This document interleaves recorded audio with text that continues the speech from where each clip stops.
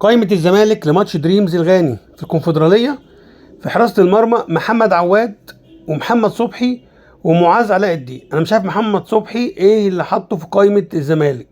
محمد صبحي حتى ما يتحطش احتياطي كحارس مرمى، يعني وجوده في القائمة تضر القائمة.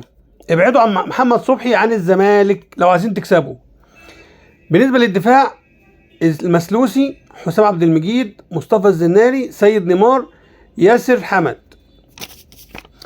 بالنسبة لوسط الملعب، نبيل دونجا، محمد شحاتة، احمد حمدي، مصطفى شلبي، ابراهيم نداي. ما اعرفش ابراهيم نداي برضو ايه اللي حطه في القايمة في وسط الملعب اللي بيقدم مستويات مش افضل حاجة الفترة الاخيرة وكان مصاب، وكل الكلام بيقول ان نداي اخر موسم ليه في الزمالك، فانت حاطه في القايمة تعمل بيه ايه؟ محمد عاطف، زياد كمال، شيكابالا، زيزو. بصراحة أنا سعيد إن زيزو موجود في القائمة، أتمنى يكون جاهز للماتش، هيفرق كتير جدا مع نادي الزمالك. ومهاب ياسر وموتياب على فكرة لعيب كبير جدا وبيقدم أداء محترم جدا جدا جدا، بس مش بيفيد الفريق. دي وجهة نظري. موتيابة بيعمل شغل جامد جدا، بس في كور انفرادات مثلا المفروض يبصيها يمين شمال والكرة تخلص، لا بيبقى فيها أناني وبيزود فيها. فلو الحته دي المدرب اشتغل عليها هيفرق كتير جدا جدا موتيابا مع نادي الزمالك. بالنسبه للهجوم، سامسون وناصر منسي وسيف الجزيري. طيب مين كده اللي مش موجود في نادي الزمالك؟ فتوح وعمر جابر. عمر جابر عنده مشكله في الضمه بسبب ماتش الاهلي اللي فات اللي الزمالك كسب 2-1، وفتوح اصابه برضه بسبب ماتش الاهلي. الاثنين دول مش هيشاركوا ومش موجودين في القائمه بسبب الاصابه. دي اول حاجه. تاني حاجه بالنسبه لبيرسي تاو موجود دلوقتي في الكونغو الديمقراطيه، هيلعب ماتش مازيمبي.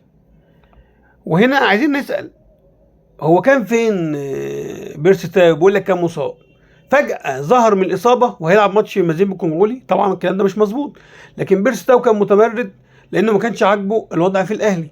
بيرسي تاو المفروض ان عقده اتجدد الفتره ديت والاهلي مديله عرض هو مش موافق عليه، فكانت في مشاكل ما بينه وبين الاهلي فما خلوش يلعب.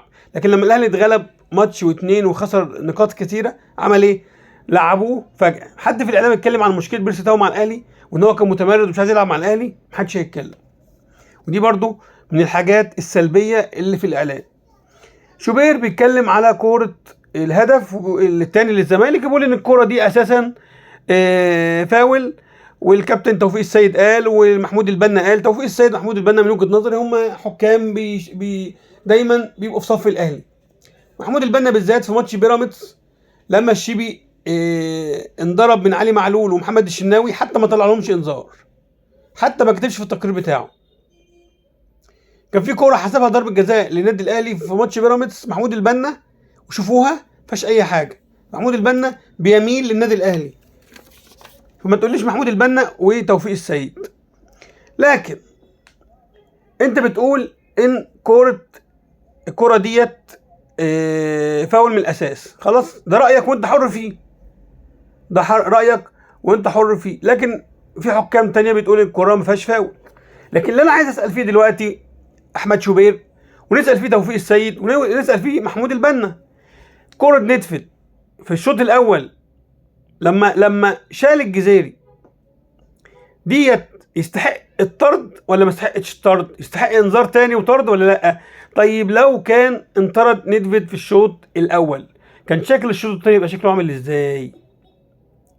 ده اللي المفروض تساله يا كابتن شوبير.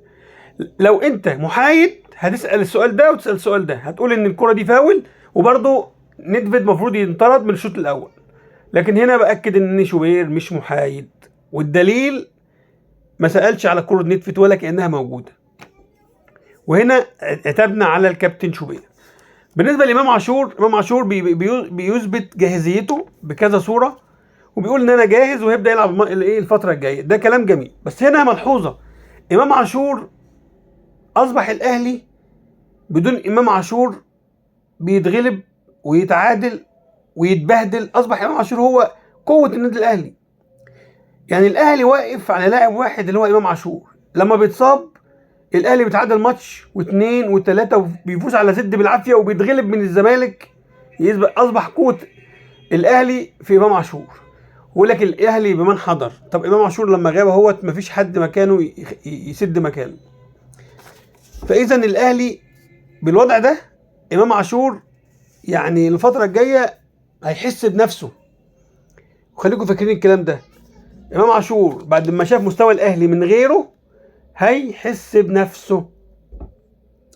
من الملاحظات الغريبه برضو حسام اشرف لاعب بلديه محله جايب 11 جول في الدوري، هو هداف الدوري، محدش بيتكلم عليه، ولا حد بيقول مثلا ينضم للمنتخب، ولا حد يقول مثلا نديله فرصه، ولا كأن الراجل عمل حاجه. من الحاجات الغريبه اللي انا شايفها يعني. بالنسبه لتذاكر الاهلي نزلت النهارده وخفضوا تذكره الاهلي من 100 جنيه ل 75 جنيه، بس الملحوظه كان دايما تذاكر الاهلي بتنزل في خلال ساعه، بتكون الموضوع ما بتكملش ساعه. حتى الان التذاكر موجوده على الموقع وما خلصتش. فيبدو ان مشكله الاهلي مع جماهيره ما زالت مستمره، يمكن اتحلت الى حد ما لكن ما اتحلتش تماما بنسبه 100%.